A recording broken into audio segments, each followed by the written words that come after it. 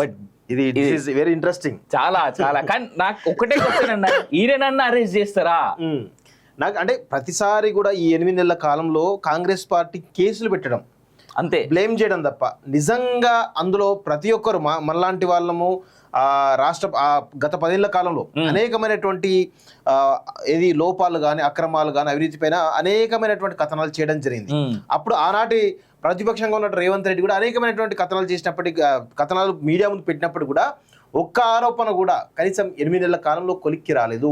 దాని మీద ఎఫ్ఐఆర్ కానీ ఛార్జ్షీట్ కానీ వేసి కనీసం వాళ్ళు అరెస్ట్ చేద్దామా లేదా అనేది కనీసం ఒక లేకపోవడం, అంటే వాళ్ళ రాజకీయ స్వప్రయోజనాల కోసం నెరవేర్చుకుంటారేమో అనేటువంటి, కేవలం కేసీఆర్ కుటుంబాన్ని భయపెట్టి తమ రాజకీయ ఆర్థిక స్వప్రయోజనాల కోసం పనిచేస్తున్నారేమో అనేటువంటి అనుమానాలు అయితే బలంగా కదులుతా ఉన్నాయి.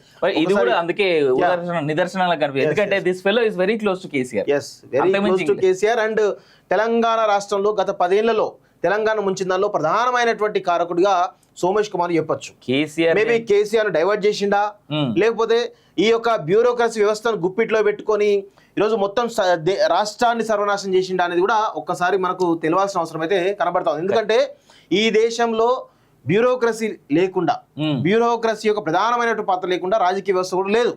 అలాంటి బ్యూరోక్రసీని వాడుకొని, ఆ పొజిషన్ వాడుకొని అనేకమైన దుర్మార్గాలు చేసిన. అందుకే బ్యూరోక్రసీ దేశానికి ఎంత ఇంపార్టెంటో అంత ప్రమాదకరం కూడా అవుతుందనేది మనం అందరం కూడా గమనించాలి. 100%.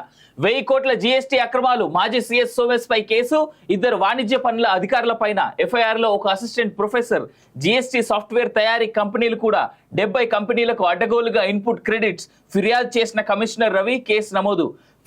ఫిబ్రవరిలోనే చెప్పిన ఆంధ్రజ్యోతి, అప్పట్లోనే అధికారులపై సోమేష్ ఒత్తిడి, విచారణ నిలిపివేతకు యత్నాలు, సీఎస్ గా ఉన్నప్పుడు ఆయన వద్దే వాణిజ్య పన్నుల శాఖ అంటూ చూస్తా ఉన్నాం. వాణిజ్య పన్నుల శాఖలో 1000 కోట్ల గూడ్స్ అండ్ సర్వీస్ ట్యాక్స్ కుంభకోణంలో తెలంగాణ మాజీ ప్రధాన కార్యదర్శి సోమేష్ కుమార్ పై హైదరాబాద్ సిసిఎస్ లో పోలీసులు కేసు నమోదు చేశారు. ఆయనతో పాటు మరో 2 ఉన్నతాధికారుల పైన ఎఫ్ఐఆర్ నమోదు చేసినట్టు సమాచారం. 70 కంపెనీల జీఎస్టీ చెల్లింపుల్లో భారీగా అవకతవకలకు పాల్పడటమే కాకుండా ఐజీఎస్టీ కింద 1000 కోట్ల మేర అక్రమంగా ఇన్పుట్ క్రెడిట్ బదిలీ చేసినట్టుగా రాష్ట్ర వాణిజ్య పన్నుల శాఖ విచారణలో అంతర్గతంగా తేలింది. దీని గురించి డీటెయిల్డ్ గా మనం చదవాల్సిన అవసరం ఉంది. ఎందుకు అంటే ఇది చాలా ఇంపార్టెంట్ అంశం. ఎందుకంటే మనోడు సోమేష్ కుమార్ చేసినటువంటి అక్రమాల అవినీతులు అంతా ఇంత కాదు. ఆ శాఖ కమిషనర్ కె రవి 3 రోజుల క్రితం హైదరాబాద్ సెంట్రల్ క్రైమ్ స్టేషన్ పోలీసులకు ఫిర్యాదు చేశారు. దీనిపై పోలీసులు ఐపీసీలోని సెక్షన్లు 406, 409, 120B, ఐటీ చట్టంలోని సెక్షన్ 65 కింద కేసు నమోదు చేసి దర్యాప్తు ప్రారంభించారు. ఈ కేసులో A5 గా సోమేష్ కుమార్ ఉన్నారు. A5 కాదు ఆయన A1. దీనిలో విషయం ఏంటంటే, అంటే సోమేష్ కుమార్ కాపాడే ప్రయత్నమా అంటే సంబంధిత కీలకమైనటువంటి అధికారి, సంబంధిత శాఖకు సంబంధించినటువంటి ఎవరైతే అధికారి ఉన్నారో ఆయన ప్రమేయం లేకుండా జిఎస్టీలో ఇంత పెద్ద ఎత్తున 1000 కోట్లకు పైగా అక్రమాలు జరుగుతాయి అనేది పొరపాటు.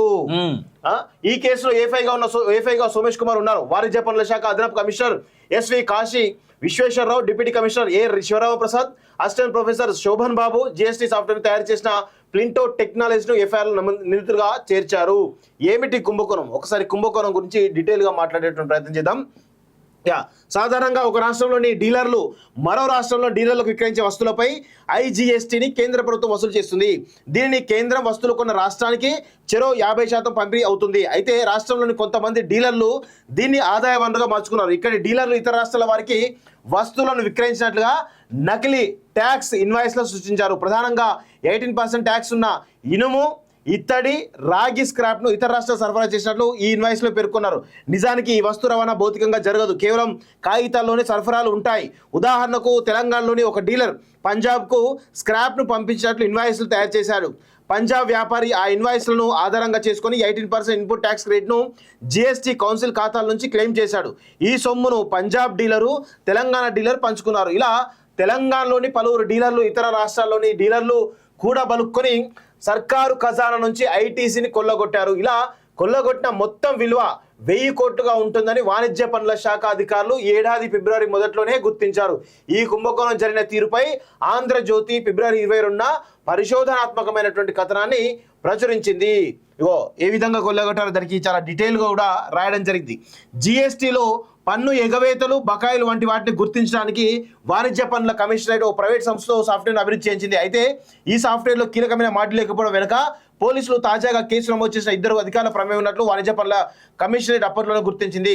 సాధారణంగా డీలర్లు తాము అమ్మిన వస్తువులకు GST R1 పేరిట ఐటీ రిటర్న్లు, ఆ తర్వాత అమ్మకాలు కొనుగోలు చెల్లించాల్సిన పన్నుకు సంబంధించి GST R3B రిటర్న్లు ఫైల్ చేయాలి.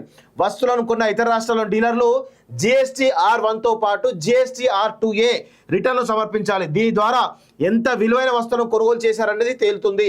వస్తువులు అమ్మిన డీలరు GST R3Bని సమర్పిస్తేనే వారు ప్రభుత్వానికి చెల్లించాల్సిన GST వివరాలు వెల్లడవుతాయి. కానీ ఇక్కడి డీలర్లు వస్తువులను ఇతర రాష్ట్రాల డీలర్లకు అమ్మినట్లు GST R1 రిటర్న్లు మాత్రమే ఫైల్ చేశారు. వీటి ఆధారంగా ఇతర రాష్ట్రాల డీలర్లు వస్తువులు కొనుగోలు చేసినట్లు GST R2తో పాటు GST R3Bని ఫైల్ చేశారు. దీంతో వారికి ఐటీసీని క్లెయిమ్ చేసుకునే అవకాశం ఏర్పడింది. పెద్ద మొత్తంలో ఐటీసీని క్లెయిమ్ చేశారు. ఇలా రిటర్న్లు ఫైల్ చేసినట్టు చూపారు తప్ప భౌతికంగా వస్తు సరఫరా జరగలేదు. ఇక్కడ డీలర్లు GST R3Bని సమర్పించినట్లయితే ప్రభుత్వానికి GSTని చెల్లించాల్సి ఉండేది. అలా అసలు వస్తు రవాణా జరిగినప్పుడు పన్ను చెల్లించాల్సిన అవసరం ఉండదు. కానీ ఇన్పుట్ ట్యాక్స్ క్రెడిట్ ఐటీసీని క్లెయిమ్ చేయడానికే వస్తు సరఫరా జరిగినట్లు దొంగ ఇన్వాయిస్లను సృష్టించారు. అయితే 2 రాష్ట్రాల మధ్య జరిగే లావాదేవీల IGST సంబంధిత GST R3Bని సమర్పించారు లేదా అంటే ఇది చాలా మందికి కొంత కన్ఫ్యూజన్ ఉంటుంది వాస్తవంగా. అయితే ఈ 18% GST అనేది ఒకవేళ నేను ఇతని దగ్గర గనక ఏదైనా వస్తువు కొన్నట్లయితే అతను నాకు 18% GST చెల్లించాలి. ఆ 18% GST ఏదైతే ఉందో ఆ చెల్లించిన GST నా అకౌంట్లో అలానే ఉండిపోతుంది, ఫిక్స్డ్ అంటే ఫ్రీజ్ అయి ఉంటుంది. ఎప్పుడైతే నేను ఆ 18% కడతాను కదా, ఒకవేళ నా దగ్గర నుంచి ఆయన కనుక తీసుకున్నట్లయితే ఆ 18% GST మళ్ళీ ఇతనికి యాడ్ అవుతుంది. అంటే వస్తు మార్పిడి లాంటిది. దానికి పర్ఫెక్ట్ ట్రాన్సాక్షన్స్ ఉంటే డైరెక్ట్గా అయిపోతుంది. జనరల్గా ఎవరైనా ఈ GSTని పే చేసే వాళ్ళు ఎవరైతే ఉన్నారో వాళ్ళ అకౌంట్లలో లక్షలు ఫ్రీజ్ అయి ఉంటుంది. అంటే ఫ్రీజ్ అంటే అక్కడ ప్రభుత్వానికి చెల్లించాల్సిన డబ్బు అలా ఆ మొత్తంలో ఉంటుంది. దాన్ని ఒకవేళ నువ్వు వాడుకుంటే కనుక అది క్లెయిమ్ అవుతూ ఉంటుంది అటు ఇటు. సో అది చాలా కన్ఫ్యూజన్, అంటే కొందరికి అంత ఈజీగా అర్థం కాదు.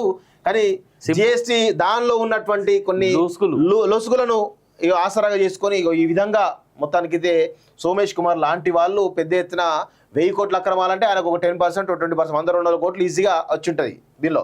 అసలు ఫస్ట్ ఆఫ్ ఆల్ ఆయన పైన ఐటీ రైట్స్ జరగాలి, ఈడీ రైట్స్ జరగాలి. జరిగితే పెద్ద ఎత్తున 1000 కోట్ల రూపాయలు బయటకు వస్తాయి. ఎందుకంటే ఇటు ఫార్మాసిటీ దగ్గర కొన్ని ఎకరాలు గుట్టల్ని మింగినటువంటి దొంగ సోమేష్ కుమార్, ఇక్కడ గచ్చిబౌలి విప్రో సర్కిల్ దగ్గర 18 ఎకరాలు, ఇలా చెప్పుకుంటూ పోతే చాలా పెద్ద ఎత్తున ఉన్నాయి.